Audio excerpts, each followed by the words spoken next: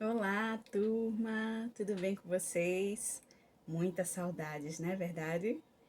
Muito bem. Hoje nós vamos finalizar o Evangelho de Marcos, o nosso estudo.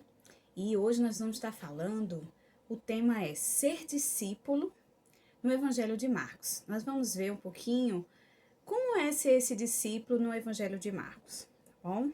Então você acompanha comigo. Pega um lápis e papel para anotar o que você quiser. Nós vamos estar finalizando hoje o Evangelho de Marcos. Marcos, ele foi o primeiro a redigir a obra literária sobre Jesus e seus discípulos, criando o gênero literário próprio que passou a ser chamado de Evangelho. Na leitura desse Evangelho, Marcos deixa claro o objetivo que ele quer alcançar, que é o resgate e a importância do Jesus terreno para a vida da comunidade e para o anúncio da fé, tá? Nesse sentido, sua preocupação era demonstrar como ser discípulo e se colocar no seguimento de Jesus. Preocupação que se torna presente hoje em nossa realidade, num contexto de pós-modernidade, tá? Subjetividade e pluralidade, tá? Marcos também quer ajudar as comunidades a encontrar o caminho do segmento, né? Ao ensinar, traz um jeito novo de contar histórias de Jesus. Na apresentação do Evangelho, Marcos também se preocupa não somente com a transmissão, tá, de doutrina ou princípios éticos de vida, mas com a revelação da pessoa, das palavras, dos gestos e da obra de Jesus. Aqui Jesus age, cura doentes e expulsa demônios, tá? E aí a gente vai ver a importância do chamado para ser discípulo. Nós vamos ver no Evangelho de Marcos essa importância, tá? Então o chamado é importante, muito importante. Jesus, ele começa com um chamado lá em Marcos, capítulo 1, versículos dos 16 ao 20, tá? Você pode acompanhar aí na sua Bíblia. E termina com um chamado também lá em Marcos 16, 7 e 15 também. Ele vai terminar, ele começa com um chamado e termina com um chamado também, tá? Então, quando os discípulos não entendem coisa alguma, ficam naquela dúvida, Jesus ele começa a explicar, tá? Dizendo: a vocês é dado o mistério do reino, mas aos de fora tudo o que acontece em parábolas. Lá em Marcos 4, 11, versículo 4 e 34. Jesus tem uma grande paciência com os discípulos, tá? Mas ao instruí-los, deixa bem claro em que implica segui-lo. Quem quiser salvar a sua vida vai perdê-la, mas quem perder a sua vida por causa de mim e da boa notícia vai salvá-la. Lá em Marcos 8:35. E aí depois de apresentar o ministério de Jesus na Galileia e nas regiões vizinhas, Marcos ele vai apresentar os ensinamentos de Jesus, tá? Mostrando quais deveriam ser as expectativas de quem quer segui-lo, sair de casa e percorrer com ele o caminho da Judéia, subindo até Jerusalém. Tá? O momento é de decisão. Não basta apenas ficar do lado dele como espectador. Né? O que Jesus ele quer é que a gente venha se comprometer. E é isso que o Evangelho de Marcos vai frisar bem. O convite é para se comprometer com ele e ao lado dele, tá? A segunda parte que nós vamos ver é a caminhada missionária de Jesus e seus discípulos. Como foi essa caminhada, tá? No caminho, a missão vai acontecer e Jesus, por meio de palavras e gestos, vai instruí-los e mostrando a necessidade de mudar a mentalidade dos discípulos, tá? A questão da cultura religiosa, a ideologia política e econômica. Então, tudo isso Jesus vai trabalhando com os seus discípulos.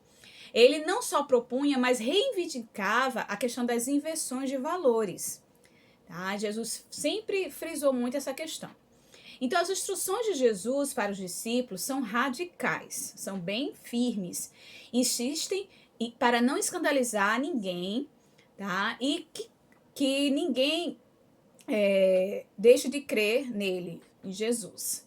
Tá? Todas as formas de escândalos, são condenadas porque se torna um empecilho que vai desviar essas pessoas, esses discípulos da graça de Deus, tá? E Jesus mesmo sempre identificava como filho do homem. Lembra que a gente viu essa lição?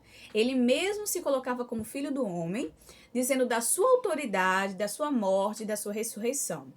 Tá? Essa expressão que tem de si o sentido também de humildade da condição divina, né? Jesus também se coloca como humilde diante disso.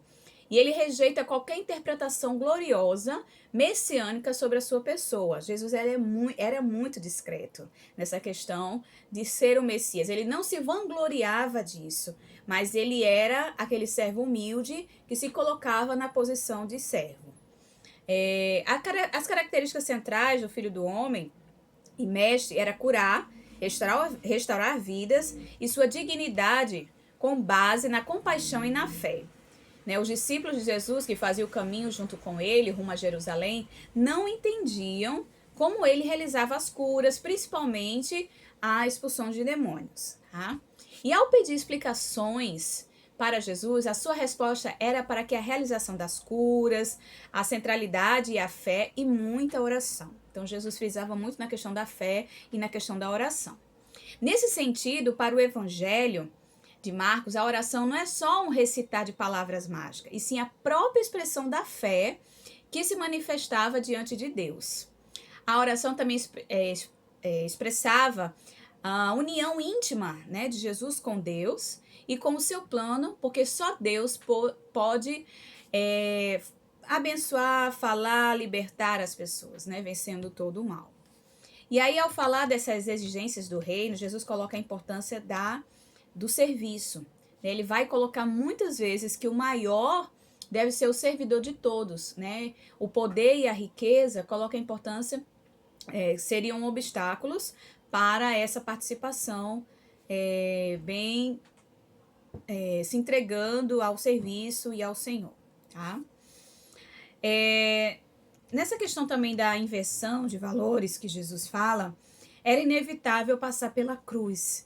Então, o evangelho, ele significa essa questão de passar pela cruz, de você viver baseado na cruz. Tá? Então, foi necessário um longo caminho de ensino e aprendizado. E ele coloca muito para os discípulos, ele vai dizer aos discípulos que é necessário para seguir a ele, passar por essa cruz, viver essa cruz, viver esse serviço. Então, isso era muito importante para Jesus, tá? E aí a gente vê, gente, que a gente precisa fazer o quê? Se entregar a Cristo, viver uma vida que agrada ao Senhor.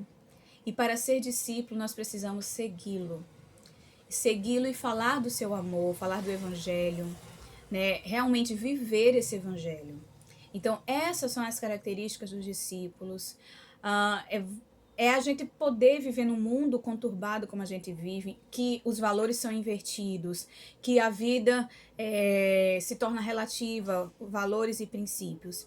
E a gente poder seguir de uma forma clara, objetiva e tendo certeza daquilo que nós queremos, que é seguir ao Senhor, servir ao Senhor.